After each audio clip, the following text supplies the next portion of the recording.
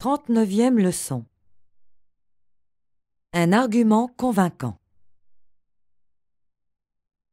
Vous n'avez pas une petite pièce pour moi, monsieur? Bien sûr que non.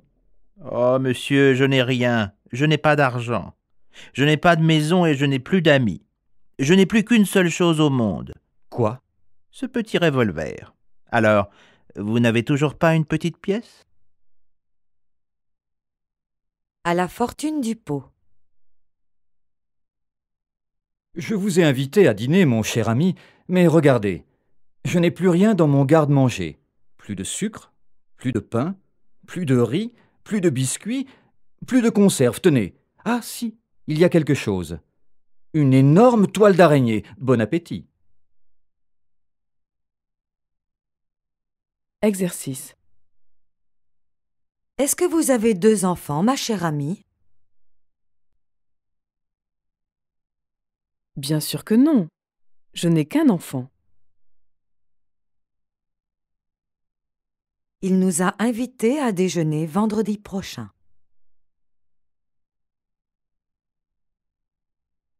Je n'ai plus d'argent. Qu'est-ce que je vais faire?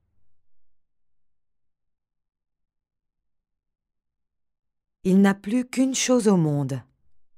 Qu'est-ce que c'est?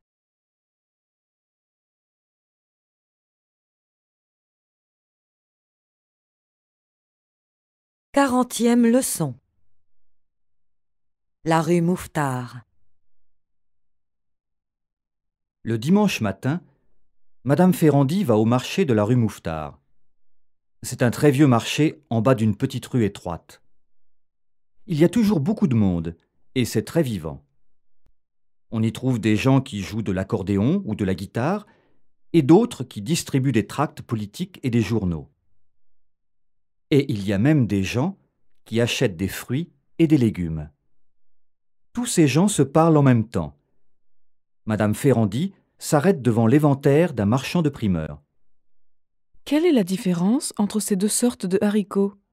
Ceux-ci sont cultivés en France et ceux-là sont importés. Je vais prendre les moins chers. Avez-vous aussi des carottes? Oui, bien sûr. Celles-ci sont très bonnes. Je vous en mets 1 kilo. Exercice. Tout le monde est content de ce livre. On y trouve des gens qui jouent de la guitare.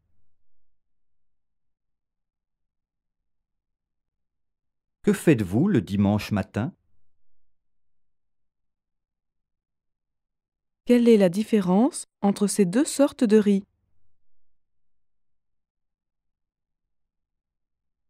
Tout le monde se parle en même temps.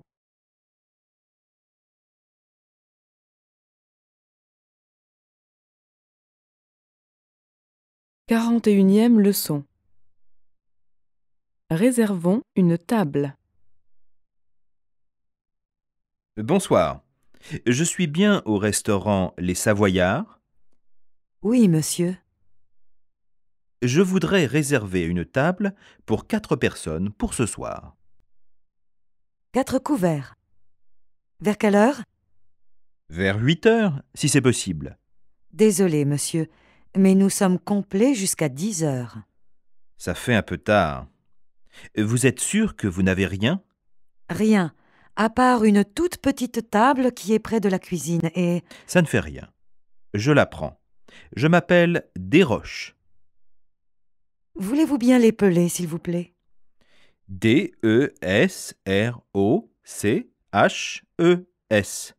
Merci, monsieur. À tout à l'heure. L'appétit vient en mangeant, la soif s'en va en buvant. Rabelais. Exercice. Je m'en vais en vacances la semaine prochaine. Elles ne peuvent pas venir. Ça ne fait rien. J'arrive vers 9 heures. Vous êtes bien français? Non, désolé. Tous les hôtels sont complets jusqu'à demain.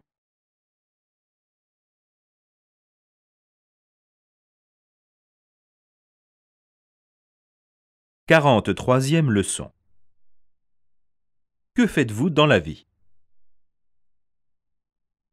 De nos jours, il y a une grande variété d'emplois. On peut devenir ingénieur ou informaticien, médecin ou avocat, par exemple. Ces dernières professions nécessitent plusieurs années d'études supérieures à l'université ou dans une grande école. D'autres préfèrent devenir journalistes ou publicitaires. Et n'oublions pas les artisans, tels que le menuisier, le plombier ou le maçon. Certaines personnes ne peuvent pas supporter de travailler à l'intérieur, dans des usines, des ateliers ou des bureaux.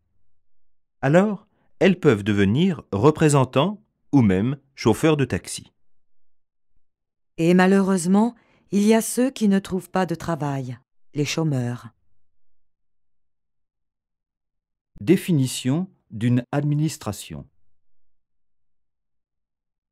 Une administration est un service où ceux qui arrivent en retard croisent ceux qui partent en avance. Exercice. Que font-ils?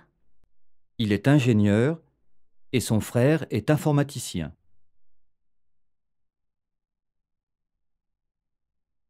Et que fait sa femme? Elle est au chômage.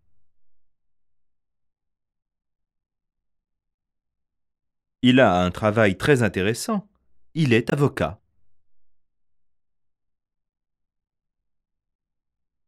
Je ne supporte pas le froid.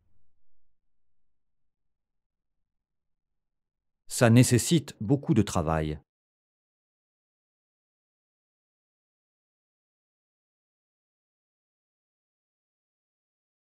Quarante-quatrième leçon.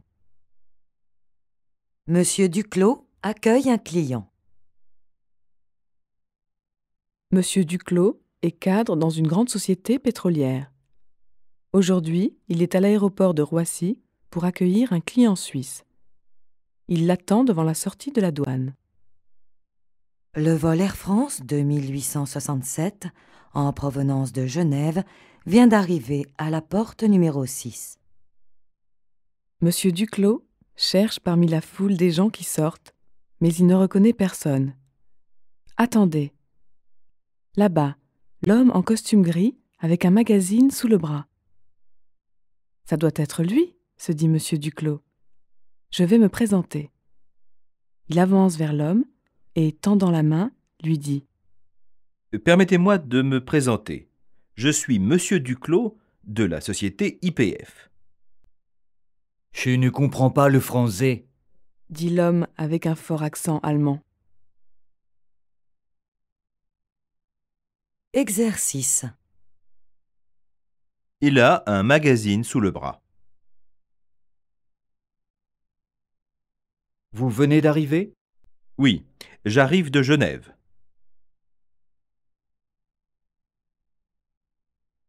Je ne reconnais personne. Attendez. Ça doit être lui.